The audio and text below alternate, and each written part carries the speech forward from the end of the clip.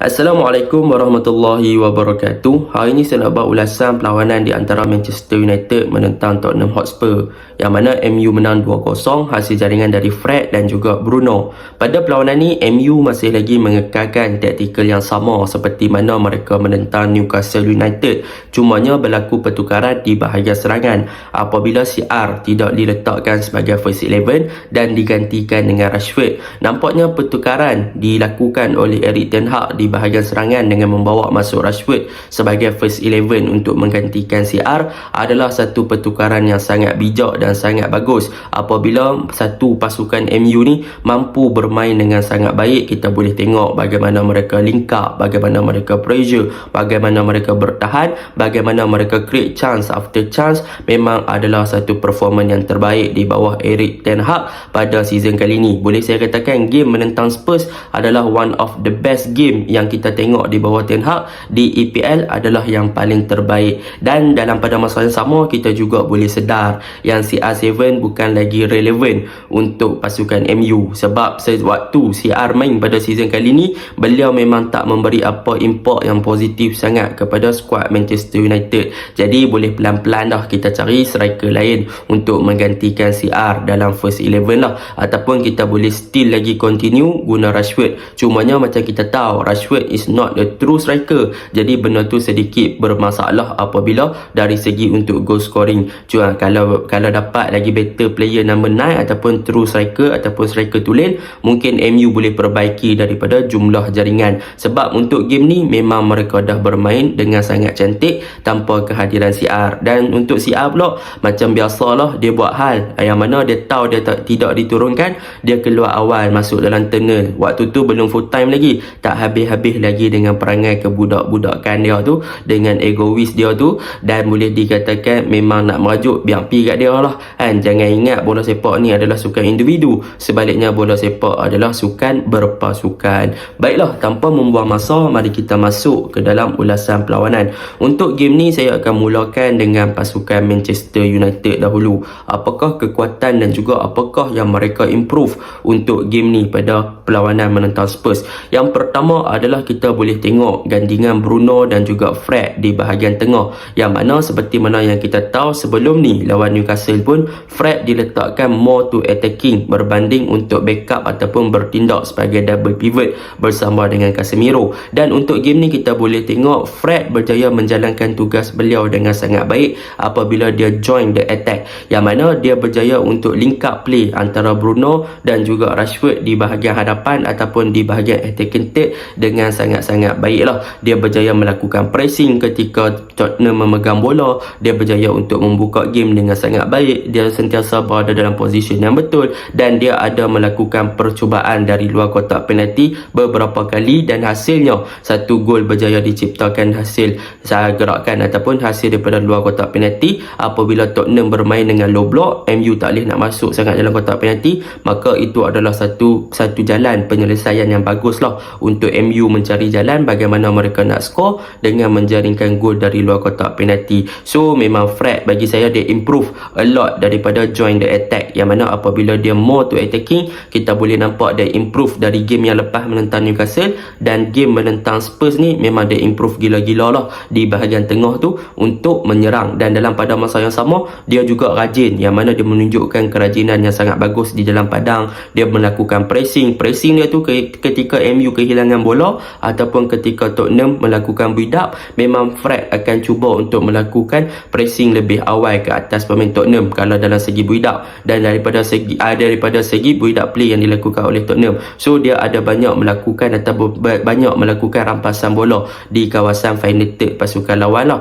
So bila dapat bola dia boleh create ataupun boleh link up dengan Rashford ataupun Bruno di bahagian tengah untuk create attacking ataupun percubaan ke arah gol lawan. Jadi Fred memang improve untuk game ni. Dia bagus daripada segi bertahan, rajin dan juga menyerang, dan dia juga berjaya skor satu lah. So itu untuk Fred. Dan untuk Bruno, yang mana boleh saya katakan pada game ni Bruno bermain dengan sangat baik. Apabila seperti mana yang kita tahu sebelum ni Bruno lebih bertindak untuk bermain di bahagian wide attacking midfielder, iaitu dia akan memberi support banyak kepada Sancho, kepada Anthony di bahagian kanan ataupun kiri lah, ataupun dia akan drop lebih deep ke bawah untuk start the build up. Tetapi untuk game game ni, apa yang kita boleh belajar daripada Bruno adalah Erik ten Hag telah mengubah sikit corak permainan Bruno, yang mana Bruno diletakkan more focusing untuk berada di bahagian center ataupun bahagian tengah lah. Jadi apabila Bruno hanya memfokuskan untuk berada di bahagian tengah, kita boleh tengok untuk game ni memang Bruno adalah player yang kreatif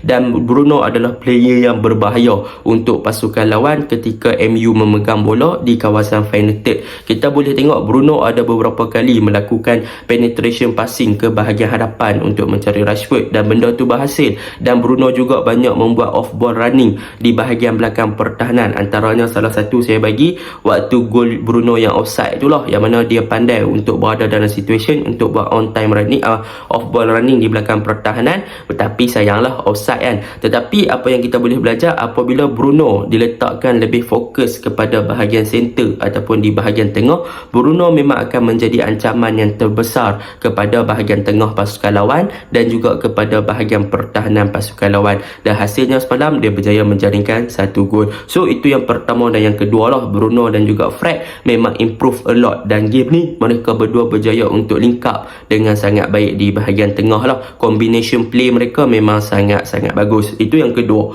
Yang ketiga, apa yang boleh saya katakan untuk MU pada game ni adalah mengenai Rashford, yang mana sebelum ni waktu lawan Newcastle, MU guna CR dalam 70 minit, mereka nak create chances susah. Sebab apa? CR macam tak boleh nak link up dengan intensity yang dimainkan oleh pemain MU. So MU pun terpaksa slow down tu tempo untuk follow up dengan CR punya intensity. Tetapi pertukaran yang dilakukan oleh Ten Hag apabila dia menukar Rashford untuk bermain dalam game menentang Spurs, kita boleh tengok memang Rashford is one of the best player yang boleh bermain di posisi tersebut lah di bawah Erik ten Hag. Apabila Rashford ni bagus dia apabila dia bermain sebagai striker adalah bagaimana dia boleh create chances dan juga bagaimana dia boleh untuk berada dalam positioning yang tepat untuk link up play antara bahagian tengah ataupun bahagian wide area lah, iaitu Sancho dan juga Anthony. Dan untuk game ni memang kita boleh tengok apabila Fred join attack, Bruno join attack, Rashford akan cuba untuk link up dengan mereka ataupun mencari space bagi mereka buka game kepada beliau ataupun melakukan passing kepada beliau lah. Dan Rashford untuk game ni memang dia ada banyak chances gila.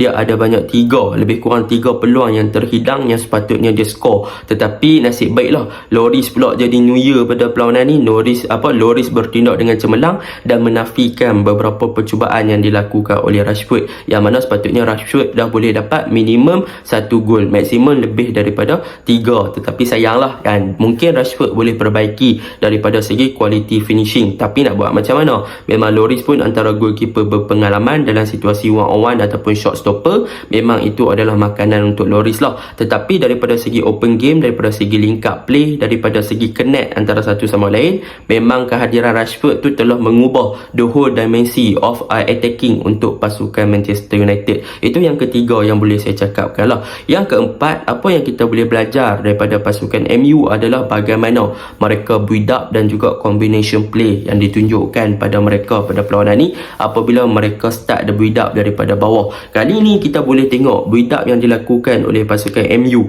apabila bermula dengan daripada bawah adalah sangat-sangat bagus. Mereka menggunakan David De Gea, buka kepada Dalot, buka kepada Varane ataupun Martinez, buka kepada Shaw. Dalam sistem ketika mereka build up, mereka akan cuba menggunakan 2 cara, iaitu yang mana cara yang pertama adalah mereka akan membentuk inverted fullback, iaitu mereka akan pastikan Dalot masuk ke bahagian tengah untuk memberi backup kepada bahagian midfield untuk mereka create off ball ataupun pergerakan menyerang ataupun create attacking style di bahagian tengah, dan juga mereka akan overload di bahagian tengah dengan membuka game di bahagian tengah lah. So Dalot akan bertindak sebagai inverted fullback masuk ke bahagian tengah untuk tambah bilangan pemain pasukan MU untuk mereka create movement ke bahagian hadapan. Manakala untuk Shaw pula, apabila Dalot dah bertindak sebagai inverted fullback, maka Shaw dia akan bertindak lebih ofensif di bahagian kiri untuk memberi backup dan support kepada Sancho. Dan disebabkan inilah kita boleh tengok kenapa Bruno tak perlu bermain sebagai wide attacking midfielder.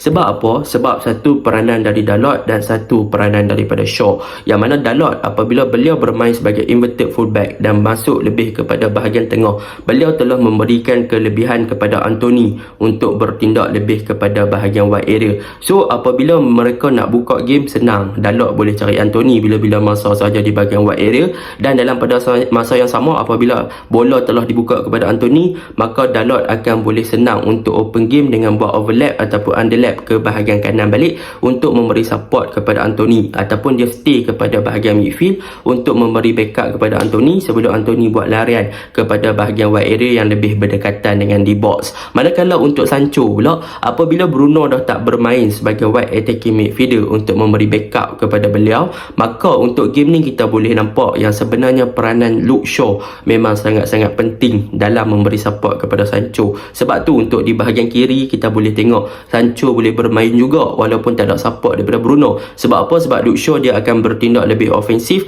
dia banyak untuk naik untuk memberi support kepada Sancho. Dan dalam pada masa yang sama, pergerakan daripada Fred, yang mana Fred lebih suka untuk bertindak untuk join the attack, maka Sancho pun ada backup yang lebih bagus apabila Fred cover up di bahagian kiri dan Bruno mau fokus untuk center area. So benda tu yang menyebabkan build up dan juga combination play pasukan MU memang sangat-sangat menjadilah pada perlawanan ni, and itu memang sangat-sangat bagus. Daripada segi defending, memang saya boleh puji untuk Martinez dan juga Varane, mereka berdua berjaya untuk mengunci pergerakan Kane. Daripada segi man marking, mereka tak bagi Kane space yang banyak dan mereka berjaya untuk memastikan duo attacking Son dan juga Kane tak mampu nak bergerak dalam struktur ketika mereka menyerang untuk penetrate masuk ke dalam D-box pasukan MU. Manakala untuk De Gea, boleh saya katakan dia pun memainkan peranan yang penting lah apabila beliau juga berjaya save beberapa percubaan berbahaya daripada pasukan Spurs. Dan yang paling penting adalah tentang single pivot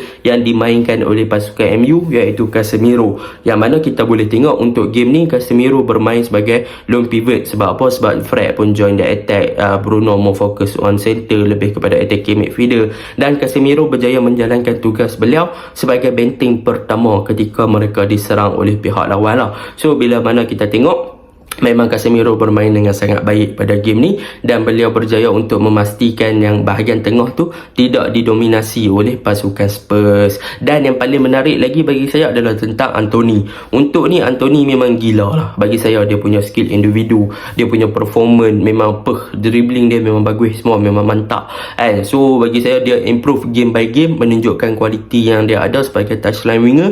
So memang dia deserve untuk first 11 sepanjang masa lah. And dan saya apa yang boleh saya katakan yang secara kesimpulannya, untuk game ni MU bermain dengan build up yang bagus, combination play yang bagus, mereka punya press mereka pandai, yang mana mereka melakukan pressing on time, terutamanya Fred. So mereka tidak melakukan high pressing sangat, mereka lebih kepada semi press sahaja. Sebab tu Tottenham melakukan build up. So benda tu memang bagus, boleh dikatakan memang terbaik. Mereka create chances, cumanya percubaan-percubaan yang ada gagal dimanfaatkan, ditambah pula dengan kecekapan daripada Hugo Lloris, memang susah sikit lah MU nak score. And so dengan ditambah pula dengan faktor Tottenham bermain dengan low block, so benda tu agak sukar untuk MU score dan masuk dalam kotak penalti. Tetapi chances yang ada sebenarnya boleh diperbaiki lah, mungkin boleh perbaiki daripada segi finishing drill. And jadi benda tu memang best lah untuk game malam ni. Boleh saya katakan one of the best game untuk Erik ten Hag pada season kali ni. Jadi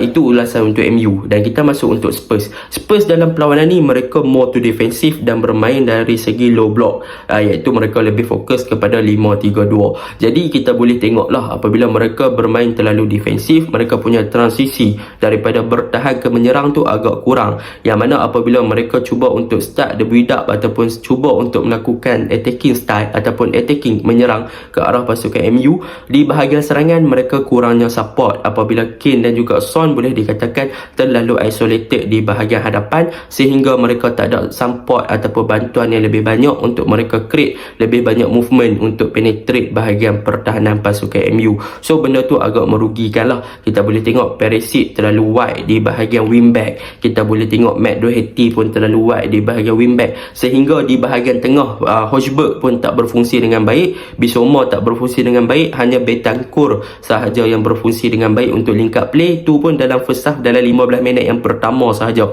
Lepas tu boleh dikatakan bahagian tengah pasukan Tottenham ni lebih fokus untuk bertahan, dan boleh dikatakan Son dan juga Kane terlalu berada di atas berkeseorangan. So Doherty dengan Perisic wide area sangat, tak ada backup sangat. So mereka tak boleh nak bergerak untuk penetrate ataupun untuk memberi bantuan dengan lebih cepat lah. So benda tu agak merugikan lah. Boleh dikatakan game ni Tottenham agak pasif dan daripada segi menyerang mereka agak kurang, lebih kepada defensif. Jadi itu je lah ulasan saya. Assalamualaikum.